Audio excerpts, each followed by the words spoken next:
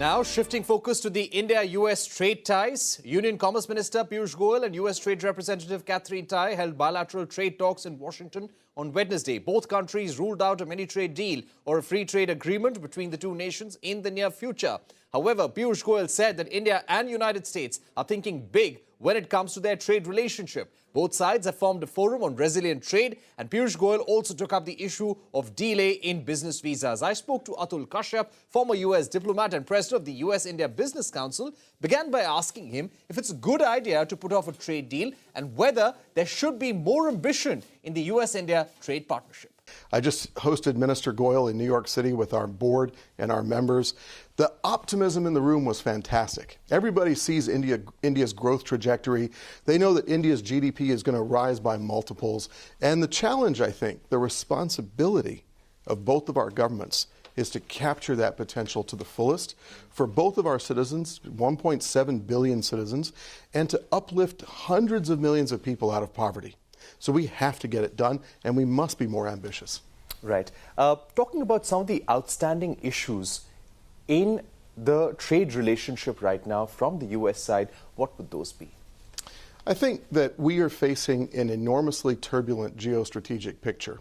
And one thing that really strikes me is that both of our officials, both sets of officials, when they talk to me, talk about trust. Frankly, we trust each other. And that is the glue that is going to carry us forward. So whatever the issues are in the trade relationship, I put them within the much larger frame of the world's two greatest democracies working with each other to unleash human potential across the century, leverage what is going to be India's unbelievable rise in this century, and transform the entire world to make humanity healthier, happier, and frankly, as free as our two countries enjoy right now. So there are many different issues that need to be addressed, but I think we're addressing them in the spirit of partnership and friendship, and above all things, trust. Coming back to the issue of more ambition for a trade partnership between both India and the United States, why do you think the trade deal lost momentum? And is there disappointment among businesses that this trade deal is no longer being discussed? Neither in your country nor in my country is there any king who can wave his hand and we can have a trade deal. Ours are layered, complex, pluralistic, free societies. The people have to be at the point where these trade deals can go forward. They are massively complicated. They have huge implications for both your country and ours. It is my sincere hope and prayer that our countries will achieve a free trade agreement. But short of that, given the politics that we have to face every day, there are areas and dimensions of low-hanging fruit that we should take care of and address as friends in the Trade Policy Forum. Get those out of the way, maybe have a digital services agreement, maybe have MOUs on various elements of critical and emerging technology, maybe work on supply chain issues, especially as we face, the challenges post-pandemic of ensuring resilient and secure supply chains. Get that done, and over time the politics will get to the point where a free trade agreement is easily done. Right. One final question on the trade aspect before we move on. Why do you think there is some sort of lack of momentum within the United States or lack of appetite for trade deals at the moment? It's not just India, but there seems to be an overall lack of appetite for trade deals. Look, I'm overseas right now, and as a patriot, the rule, and as a diplomat, the rule is you don't talk about politics back home. But you know how it is. I mean, our politics are tough. Trade deals require a pretty heavy consensus across both parties, and it's just not the moment, right? But I do give the administration credit for having the Trade Policy Forum. India is in the Indo-Pacific Economic Framework, which is very important. India is our trusted and valued Quad partner. We do more things with India today than I could have even dreamed of 20 years ago. There was an important announcement during the visit of Commerce Minister Piyush Goyal after his meeting with the USTR Catherine Tai about setting up a forum on resilient trade. How important is this for the two countries? It's extremely important. The pandemic taught both India and the United States some very harsh lessons. And I think both of our governments have learned those lessons, and they are going to look at supply chains. They're going to look at where there are issues in terms of being able to ensure resilient and secure supply of necessary items for the happiness and well-being of our people, and they're going to address it. And they're also going to look at the trade facilitation required to make ease of commerce between our countries that much better. As Quad partners, we have a special responsibility to ourselves, to the Indo-Pacific, frankly, to the entire world. So I think it's a great initiative, and I wish them great success. The Ukraine-Russia war, it's almost completing a year now. How has that impacted the trajectory of US-India business and economic ties? I would say that it reveals something very important between us. We worked through this. When I say we, I mean the US and India. We worked through this in a respectful, constructive manner that indicates the amount of appreciation we have for each other and, frankly, the strategic convergence between our countries.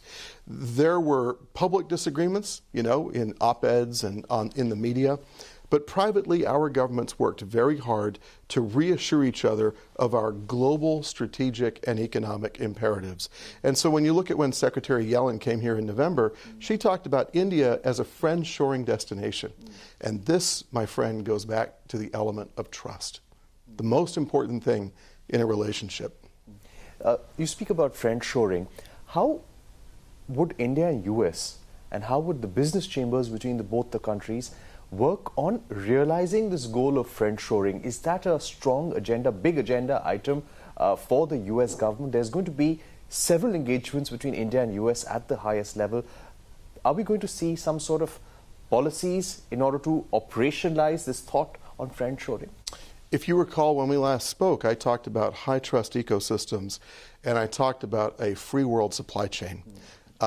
Those conversations happen in public sometimes, but they also happen in private. And I'm very glad that both countries are now looking at the issue of friend-shoring. Obviously, Prime Minister Modi's government has been very keen on attracting investment into India. And I think our companies and Indian companies are realizing the potential of diversifying their supply chains in a way that ensures that our citizens always have the things we need, even in an extreme scenario.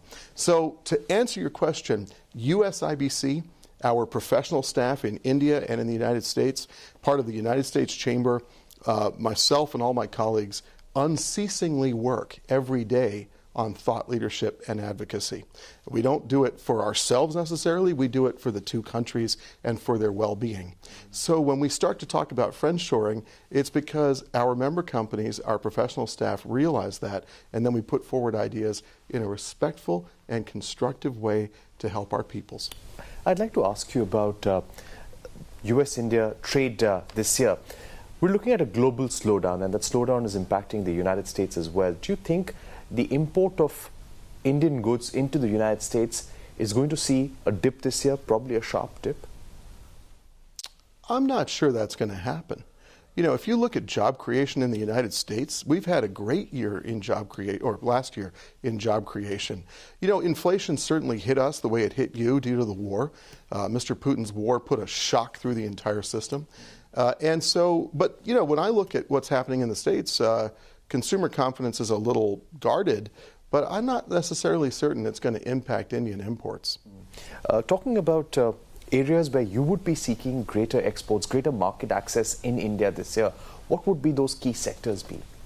We want a level playing field. We want to be able to compete on par and bring the highest levels of ethics, managerial capability, technology, business know-how to bringing good products at good prices to the Indian people and the broadest possible selection.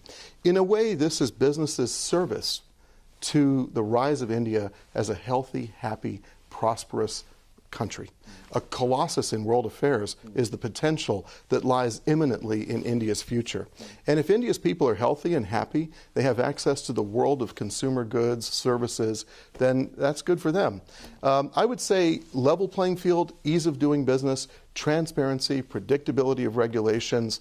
The Prime Minister himself the other day talked about clearing out some of the thicket of regulations that have a long legacy behind them that need to be removed in order for business really to boom in this country. I do think, and I share the vision, that India could be a $30 trillion economy. All right, there will be several high-level engagements between India and US in this year. That's all we have time for. Thank you for watching and goodbye.